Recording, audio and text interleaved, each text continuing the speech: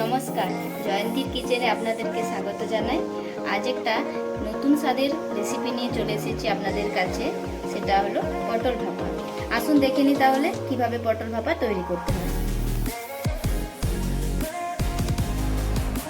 পটল ভাপা তৈরি করার জন্য আমি এখানে 5টা পটলকে আমি কেটে রেখেছি এবং এছাড়া আমি এখানে সাদা সর্ষে নিয়েছি 2 টেবিল চামচ, কালো সর্ষে নিয়েছি 2 টেবিল চামচ এবং 2 টেবিল চামচ পোস্ত নিয়েছি এবং পরিমাণ মতো এখানে হলুদ এবং লবণ নিয়েছি এবং এখানে কাঁচা লঙ্কা নিয়েছি আর নিয়েছি এখানে আমাদের গরুর দুধ নিয়েছি। এবার পটলগুলোকে পরিমাণ মতো হলুদ আর পরিমাণ মতো লবণ দিয়ে ভালো করে মাখিয়ে নেব।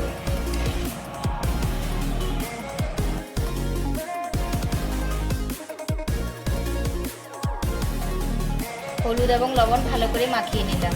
আমি একটা পেস্ট বানিয়ে নেব এবং তার জন্য মিক্সচার গ্রাইন্ডারে কালো সর্ষে নিয়ে নিলাম, সাদা সর্ষে নিয়ে নিলাম, এবার পোস্ত দিয়ে দিলাম, এর সাথে আমি 5টা কাঁচা লঙ্কা দিয়ে দিলাম। পরিমাণ মতো জল দিয়ে এবার আমি পেস্টটা বানিয়ে নেব। পেস্টটা রেডি করে নিয়েছি, এবার আমরা পটলগুলো ভেজে নেব। কড়াইয়ে পরিমাণ মতো সরষের তেল দিয়ে দিলাম।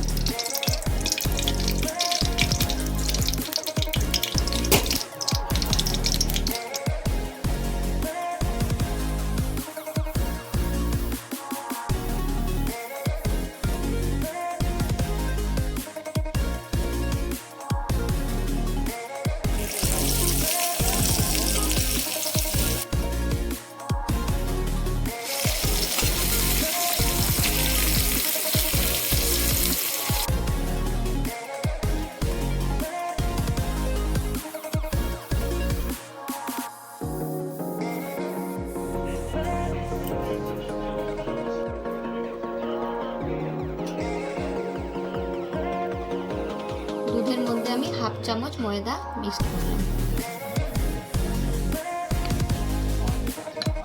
ময়দাটা দিয়ে ভালো করে নাড়িয়ে নিলাম। এবার ভাপাটা আমি যে পাত্রে বানাবো তার জন্য একটা টিফিন বাটি নিয়ে নিয়েছি। এর মধ্যে সরষে আর পোস্তর পেস্টটা ঢেলে নিলাম।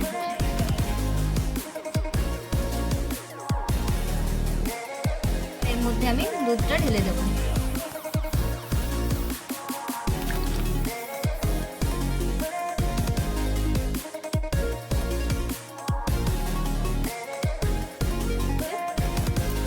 মাখিয়ে দেব।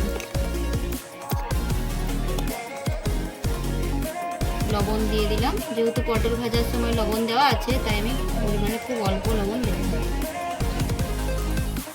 এবার খুব হালকা একটু হলুদ গুঁড়ো দেব, 1/2 চামচ লঙ্কার গুঁড়ো দিয়ে দিলাম। এবার আমি নাড়িয়ে দেব।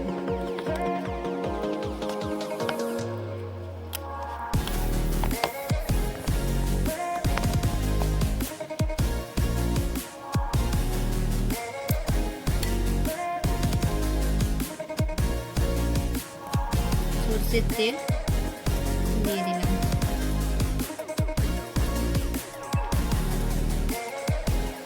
দিয়ে ভালো করে মিশিয়ে দেব। পাত্রের ঢাকনাটা ভালো করে ঢেকে দেব। কড়াইয়ে জল নিয়েছি, এবার কড়াইয়ের জল গরম হয়ে গেছে। এবার টিফিন পাত্রটা দিয়ে দেব। দেখতে হবে জলটা এমনভাবে দিতে হবে যেমন অর্ধেকের থেকে বেশি না হয়, না হলে টিফিনের ভিতরে জল ঢুকে যেতে পারে। দেব মিডিয়াম থেকে লো ফ্লেমে, ওটা 10 মিনিট সেদ্ধ হবে। 10 থেকে 15 মিনিট পর ফিরে এলাম। গ্যাসের জালটা বন্ধ করে দিয়েছি। এবার এটা ঠান্ডা হওয়া পর্যন্ত অপেক্ষা করব। ঘন্টা পর ফিরে এলাম। এবার আমি পাত্রের ঢাকনাটা খুলে দেব, নেড়ে চেড়ে নেব।